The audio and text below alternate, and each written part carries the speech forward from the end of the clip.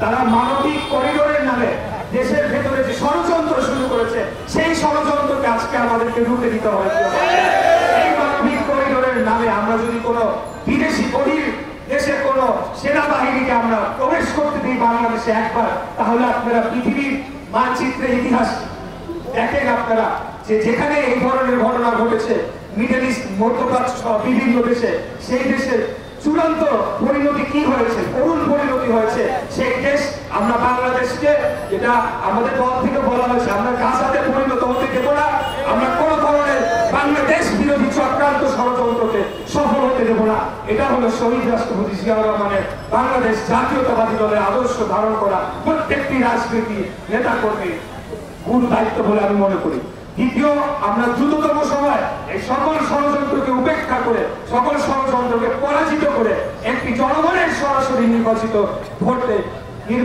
সরকারকে বাংলাদেশের রাষ্ট্র ক্ষমতায় নিয়ে আসা হোক, সেটা আমরা অতি দ্রুততম সময় দেখতে চাই। আমাদেরকে আন্দোলন শিখাইতে হবে না, আন্দোলন তারা করেছে সেটা জনগণকে ভুল বোঝানো হবে না। 17টি বছর আমরা রাজপথে থেকে আন্দোলন করেছি, সংগ্রাম করেছি, হরতাল করেছি, আমরা অবরোধ করেছি, আমরা নির্যাতিত হয়েছি, আমরা গুম হয়েছি, আমরা হত্যার শিকার হয়েছি। অতএব আমাদেরকে সে আন্দোলন শিখাইতে হবে না, কোথায় কি মারতে হয়, কোথায় কি বন্ধ করতে হয়,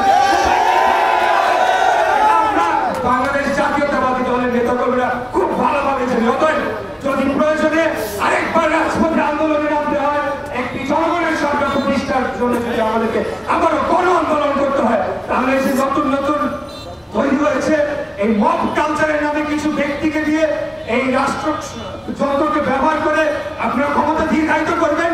এই মবও থাকবে না, এই রাষ্ট্রযন্ত্র থাকবে না। জনগণের আন্দোলন যদি আবারও আমাদেরকে শুরু করতে হয়, আমরা প্রয়োজনে সেটা শুরু করার জন্য প্রস্তুত। আমরা জনগণের সরকার, জনগণের অধিকার, ভোটের অধিকার পুনঃপ্রতিষ্ঠা করার জন্য আবারও জীবন দেওয়ার জন্য প্রস্তুত, সবসময় প্রস্তুত ছিলাম।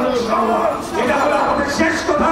আমরা সরকারের প্রতি শেষ যে বার্তাটা দিতে চাই, আপনারা ভিন্ন কোনো উদ্দেশ্য থাকলে সেই উদ্দেশ্য থেকে অবিলম্বে সরে আসুন এবং দ্রুততম সময়ে সকল রাজনৈতিক দলের সাথে আলাপ আলোচনার ভিত্তিতে একটি সুস্থ, সঠিক, গ্রহণযোগ্য নির্বাচনের জন্য আপনারা ব্যবস্থা নিন। কেন আপনারা জুলাই, জুন পর্যন্ত যেতে হবে?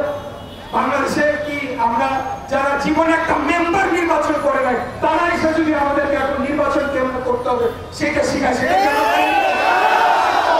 জুন মাসে বৃষ্টির সিজন, এর আগে রয়েছে কোরবানি ঈদ, তার আগে রয়েছে রোজার ঈদ, রমজান মাস।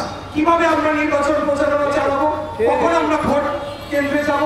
যখন দেশে বন্যা হয়ে যায় তখন কি আমাদের ভোট কেন্দ্রে যে ভোট দেওয়ার সুযোগ আছে? নাকি জনগণের সাথে আমরা নির্বাচনী প্রচারণা গিয়ে আমরা জনগণের জন্য কি করতে চাই সেটি বলার সুযোগ রয়েছে। অতএব এই সকল ষড়যন্ত্রকে রুখে দিতে হবে। আমরা যৌক্তিক দাবি জানাচ্ছি যে ডিসেম্বর মাসে আমাদের নির্বাচনটি হতে হবে এবং সেটির জন্য অবিলম্বে রোডম্যাপ ঘোষণা করতে হবে।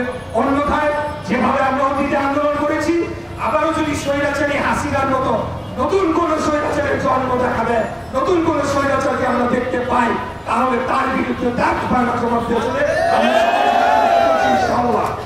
আর বক্তব্য দীর্ঘায়িত করবো না। অনেক জনগণের দুর্ভোগের সৃষ্টি হয়েছে, সেটার জন্য আমি দুঃখ প্রকাশ করছি। আমি সবাইকে বলবো, আমরা জনগণের জন্য রাজনীতি করি, দেশপ্রেম নিয়ে রাজনীতি করি, বাংলাদেশের স্বাধীনতা সার্বভৌমত্বকে ধরে রাখার জন্য, জনগণের অধিকারকে ধরে রাখার জন্য রাজনীতি। অতএব জনগণের কল্যাণ হয়, জনগণের মঙ্গল হয় এবং জনগণ, সাধারণ জনগণ যারা নিম্নবিত্ত, যারা খেটে খাওয়া দিন মজুর শ্রমিক, তারা যাতে আমাদের উপরে খুশি থাকে, আমরা এমন সব কর্মকাণ্ড করি, বিএনপি নেতা কর্মী এবং দলের নামকে আমরা উজ্জ্বল করি। এটাই হোক আমাদের আগামী দিনের সংকল্প। তাহলে শহীদ রাষ্ট্রপতি জিয়াউর রহমানের এই যে আত্মত্যাগ, সেটাকে আমরা মূল্যায়ন করতে পারবো, জনগণের মাঝে পৌঁছে দিতে পারবো।